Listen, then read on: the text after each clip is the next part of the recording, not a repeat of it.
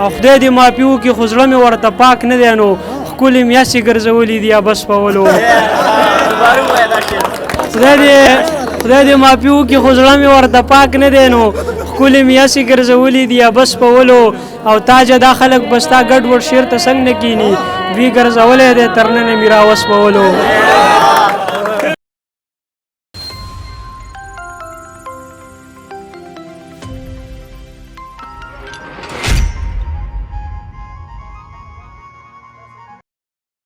ماشاءالله او عبد ملنګ مینوال هم زیات پیدا کړل په لږ وخت کې نو زما دا خیال و چې ګینې مشاعره پایې ته ورسېده او عبد ملنګ نمبر دی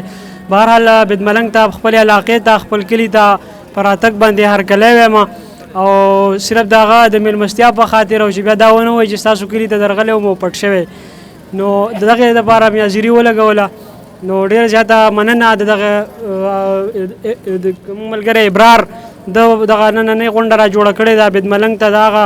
د دیر د دنګو غرونو نه راکوز کو دلته راوستو دلته ولې کتاب مخکتنه وکړه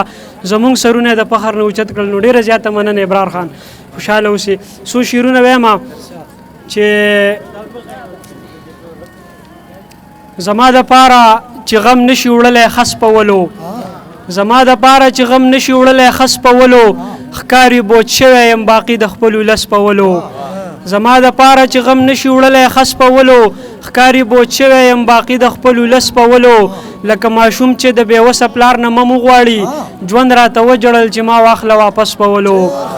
لکه ماشوم چې د بېوسه پلار نه مم وغواړي ژوند راته وجړل چې ما واخله واپس پولو هغه سړی مې نن د خپل احساس په قید کې ولید چې ګرځوو به یې مرغو پسې قفس پولو او سوچ یې کوو چې دا نړۍ به نفرت څنګه ازموي سوچ یې کوو چې دا نړۍ به نفرت څنګه ازموي د خیال مارغه مې هم پرون ناسو ګنګس پولو او خدای دې معافي وکړي خو زړه مې ورته پاک نه دی نو ښکلې میاشتې ګرځولي دي یا بس پولو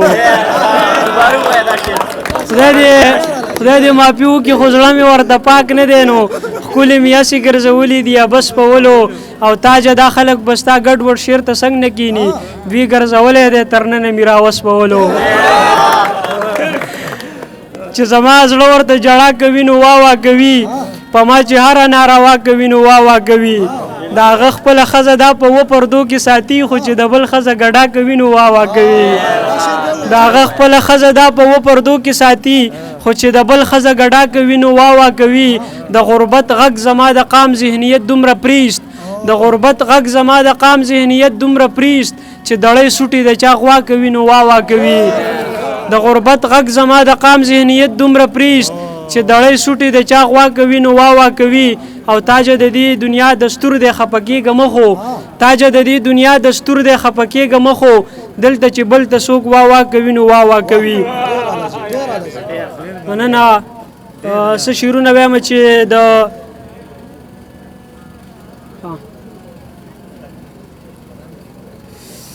زاړه درته وایم چې نه قاضي ته رسي نه چېرته تعلیم ته رسي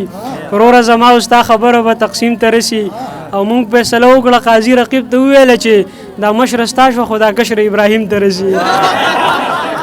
درې شعرونه نور ها صحیح ده دغه مې څو شعرونه نور چې یو مار چې لکه څنګه په منډه بیم پسې راځي یادونه د پلار داسې په یتیم پسې راځي دا خاندم په دې نه چې مې نصیب د کمی ښکار دی خنداره له ساقي ستا په تقسیم پسې راځي او نن بیا یې پوله ونیوه غماز یو بل ته وایي دې چمته یو جینۍ په ابراهیم پسې راځي چې زړه ته مې یوه سړي که بیداره پرېوته د سترګو مې د درد اوښکه بېواره پرېوته د غره د یخه غږ پې د مین لالي تر غوږ شو یوه ګورګوره تې په لاره پرېوته او ما ستا د وینې یو حال کې د پرېښې نوم وانغست زما که په لمن د تهمت داره پرېوته همزولو چې به ویل ورته تاج تور دی تاج بدرنګ دی په ځمکه به هغه سمه د قاره پرېوته مجروح دغه شعرونه غواړي چې کومه سپاره کې وایي یا خواشه او دې خواشه کومه عقیده کې وایي یا خواشه او دې خواشه او ما ورله د غره ګټې په دې ولو راوړي دي نن په میکده کې وایي یا خواشه او دې خواشه ما ورله د غره ګټې په دې ولو راوړي دي نن په میکده کې وایي یخوا شه او دې خوا شه ما ورله د غره ګټې په دې ولو راوړي دي نن په میکده کې وایي یخوا شه او دې خوا شه او دا سړی لږ وپوښتی بلنه چا ورکړې ده عبدالله جانه دا سړی لږ وپوښتی بلنه چا ورکړې ده دا چې په واده کې وایي یخوا شه او دې خوا شه او ما که جوړوي ملنګه ما که جوړوي نو د شاعر دا بېیاري ژوندون ما که جوړوي نو د شاعر دا بېیاري ژوندون هسې په ټپه کې وایي یخوا شه او دې خوا شه او مرګ د تاج یې واورېدو نو خپې بله یې منډې کړې مرګ د تاج یې واورېدو نو خپې بله یې منډې کړې لار ګوري کوڅه کې وایي یخوا شه او دې خوا شه په دغه دوو شعرونو به اجازه واخلمه چې د ماشومتوب رشته ومې کړله